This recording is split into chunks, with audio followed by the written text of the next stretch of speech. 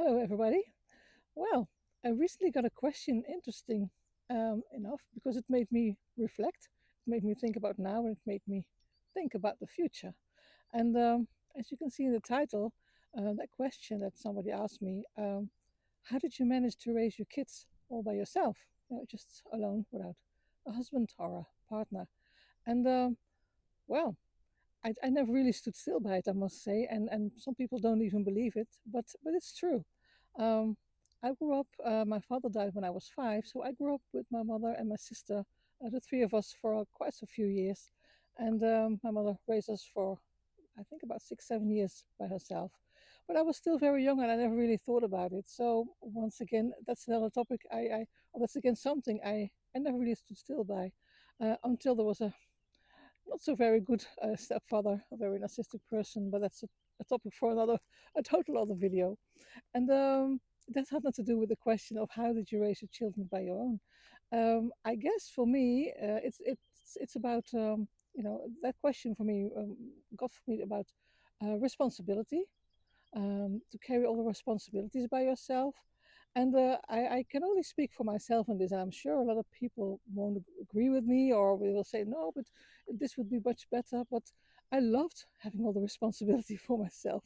I could make decisions whenever I wanted to, I can make plans however I wanted to, whenever I wanted to. And once again, I have to be careful here because there are people who have a wonderful relationship and doing it all great together, but I never had, so I had to do it by myself, and I loved doing it by myself because I got divorced when the children were still very young. I think they were in their age between 3 and 7, and now they're in their 20s, early 20s, one of 26. So yeah, I had a long road raising the kids by myself, gained a lot of experience. You have to push through things. You have to be very clear about things sometimes. I think that's also an important one. Be clear towards myself about, no, this is how I want it for them. This is what I want to do with them. This is what I want to do for them, and not negotiating it with anybody else really, because I don't discuss it with friends or mothers from school or people from school even, because they have different opinions about it, because they have their own view on things and their own baggage of their own life, and you get all so many mixed messages, mixed opinions, and I wasn't really open for that. I mean, I can watch, I can observe, and I can learn along the way. I think that I did, but I loved having the responsibility for all by myself, and the freedom that came with it, because yeah, how can I say it? For me. I experience it as a freedom. I can still go and do whatever I want, uh, and that sounds a bit selfish maybe, but I mean, always keeping the children, the best interest of the children in mind. Absolutely, no doubt about it.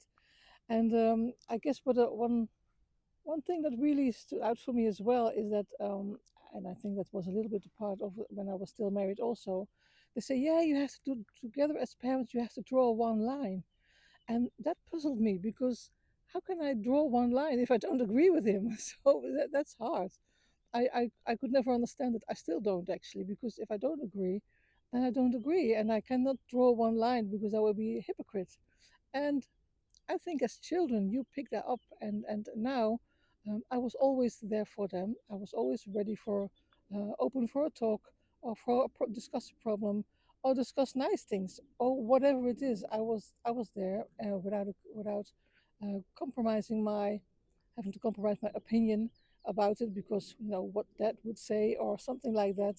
And once again, this is just purely my experience over the times that I raised my children, and and I think as a child, I would be feel betrayed if I knew my mom was agreeing with me, but still she took sides of dad. I mean, I wouldn't go back to her anymore in confidence for certain things because I would feel betrayed. And so yeah, I don't know how people do that actually. How really good families do that. I admire it if they do this. And yeah, good luck to them. It didn't happen to me. I didn't have a partner, and I loved every facet of it. And so, no, being a single mom is not always a sad story and a hardship story. And I had never experienced it like that. I drove my heart out because, of course, I had to drop them many times, drop them off to school, pick them up, doing their activities. And I mean, I don't know, reflecting or looking back on it rather, I don't even know how I did it all, but I just did it.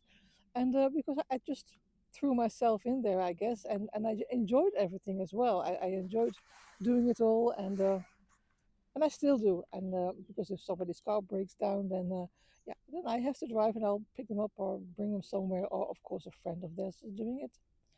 But I must say, the one thing that was hard for me of raising my children by myself was my financial situation. And again, not a sobbing story. Maybe somebody would feel that way. Um, yeah, I just have to, I came from a well-to-do situation, a big house and horses and stuff like that, and the kids were having a hard time of their life in that respect with our animals, with the land around our house and stuff like that. But yeah, if it's not, it's just not anymore, and you just have to deal with it. But um, I must say, and that's another story again, I guess, for an estranged father. I'm talking about estranged parents, but that's not for this now. How can I say it? That was hard because, yeah, the financial situation really, really threw us in the deep end, and we had to really swim to survive. And sometimes still, I mean, sometimes still, because it's in your nerve system. It really hacked into my system because um, it's a kind of existential kind of hardship you're going through. In my case, anyhow, because it wasn't a pretty divorce. So it's not just being a single mom, but being having an extra hardship of being put on by people who are not willing to add to the situation to help the situation to improve it for the better because my thought always was if a relationship doesn't work, then it doesn't work. Then you just have to have the responsibility together to still, you know, make sure that the best thing happens for the children and have their best interest in mind. But well, apparently not everybody thinks like that. That's what I found out. So well, then the only thing you can do is just keep going. Put your elbows in and do the hard work, and I mean hard work on the financial situation. um, I also was always there for my children because, um, in that respect, hang on, I'm not saying people are not, but I never brought my kids um, to how you say it, for after school time to bring them to daycare. Or sorry, I was lost for the word, to daycare or after school care or whatever. I'm not saying it's a bad thing, but I just never vouched for it, and maybe I made things harder for me than was necessary. But it would be so heart wrenching for me to drop them off there and to pick them up after a long day at school, and then even hours later because mom didn't couldn't pick me up before. And so I avoid that at all costs, and still up to now actually I managed. I don't know how I did it, and that's it's funny because I'm supposed to say it because there was a question here in the title. How did I do it?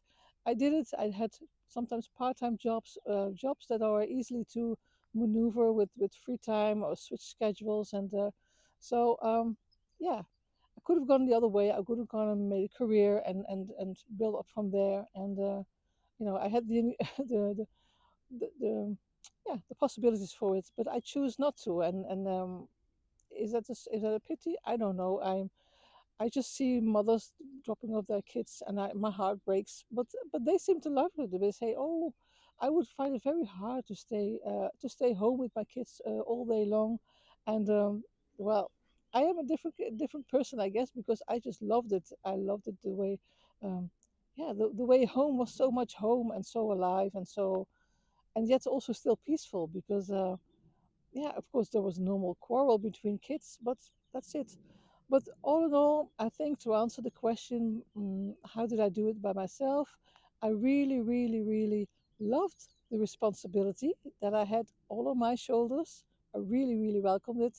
And because it gave me a freedom of choice and it made me see things very clearly around our own situation, but also around my um, people who supported me, and actually there were many, and also clarity about people around me who did not support me, and I learned so much about how things um, was set up, and also about the school system. I learned so much, and I don't think I was the easiest mother at school there, but no, you're standing up for your rights, standing up for your for what you stand for, and standing up what you stand for. I think that's a good one. Um, once again, the responsibility I loved the clarity it brought. I love the choices from single parenthood.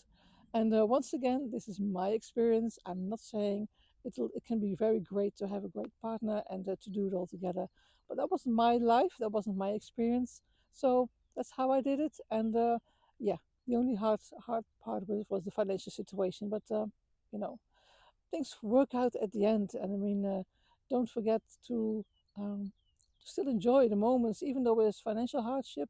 Um, I think also the kids grew from that as well because they now know what it takes. They know the value of things, and I think that was another lesson, and it just came that way. And if it comes different for you or your children, that's also good. We all have our own lives to live, but yeah, that is how I raised my kids by myself with the happiness, with the joy of knowing that I have my responsibility, my choice, my freedom, and my way of doing it all in all, and still actually. So, and it turned out great. They're turning out fine. So, it sounds like a happy story. I mean, there was of course some problems here and there, but nothing that couldn't be solved with a little bit of extra um, sharpness and extra pushing sometimes through. And that's it. Just be yourself. I think that's the best advice. If I'm in the position of giving any advice, which wasn't really what I was meant to do here, um, just go for it. Enjoy it. Enjoy all the positive things from it if you are in that situation. And if you have a partner and you're doing it all together, enjoy that too. Absolutely. So I hope that answered a little bit the question that was asked to me about how did you do it.